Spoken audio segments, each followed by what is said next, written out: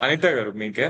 So madam, విదేశాల్లో నివసిస్తున్న తెలుగు యువతకు సరైన జీవిత భాగస్వామిని కనుగొనడం నేటి పరిస్థితులలో ఎంతటి సవాల్గా మారింది? ఇందులో పెద్ద సవాలేం లేదండి. అంటే ఇట్స్ నాట్ ఏ యూనో ఓ పెద్ద it's not a difficult task. మనము మ్యాట్రిమోనీ అనుకున్నాం, మనం కొంచెం ఓపెన్ హార్ట్ తోటి ఎంటర్ అవ్వాలి.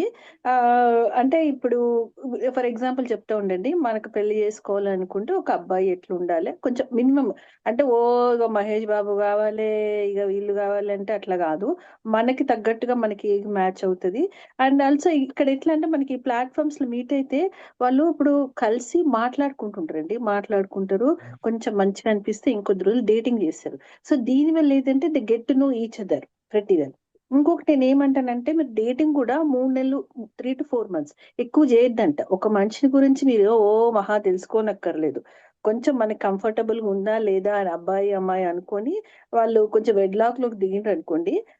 Then you know each other, you'll have children, you grow together, each other gradually అట్లా ఉంటది అనమాట. యాక్చువల్లీ ఇన్ఫాక్ట్ చెప్పాలంటే ఇప్పుడే ఈజీగా ఉందండి మేం పెళ్లి చేసుకున్నప్పటికంటే. అంటే అరేంజ్ మ్యారేజ్లు ఇట్లా చూసి అట్లా 2 వారాల్లో పెళ్లి చేసుకున్నాము. ఏం తెలీదు మరి, ఉంటున్నాం కదండి 20 years. అంటే ఇప్పుడు వాళ్ళకి ఇంకా చాలా ఈజీగా అయితే చెప్తున్నాను, ఎందుకంటే ఇట్లాంటి ప్లాట్ఫామ్స్ ఉన్నాయి. కలుసుకుంటున్నారు, మాట్లాడుకుంటున్నారు, కొంచెం టైం స్పెండ్ చేస్తున్నారు. బట్ నేను ఇచ్చే అడ్వైజ్ అంటే spend at least 3 to 6 months, that's it.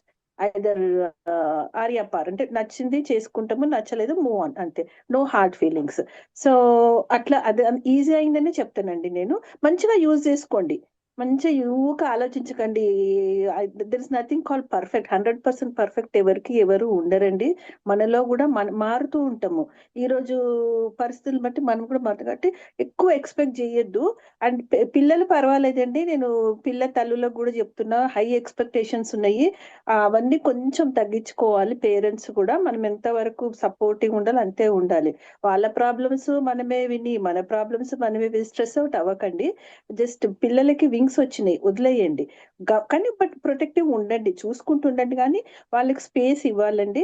వాళ్ళకి ఇప్పుడు this is the best platform యాక్చువల్గా. ఎందుకంటే పేరెంట్స్ ఉంటారు, మనం ఉంటాం, ఒక సెక్యూర్ సరౌండింగ్స్ లో మంచిగా మీట్ అండ్ గ్రీట్ అవుతుంది. పేరెంట్స్ కలుసుకుంటారు, పిల్లలు కలుసుకుంటారు, మనం ఇప్పుడు గైడెన్స్ ఉంటది. దిస్ ఇస్ ద బెస్ట్ అండి యాక్చువల్ నన్ను అడిగితే.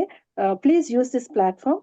అండ్ మంచిగా కళ్యాణ చేసుకొని మాకు కూడా చెప్తే మేము కూడా సంతోషిస్తాం.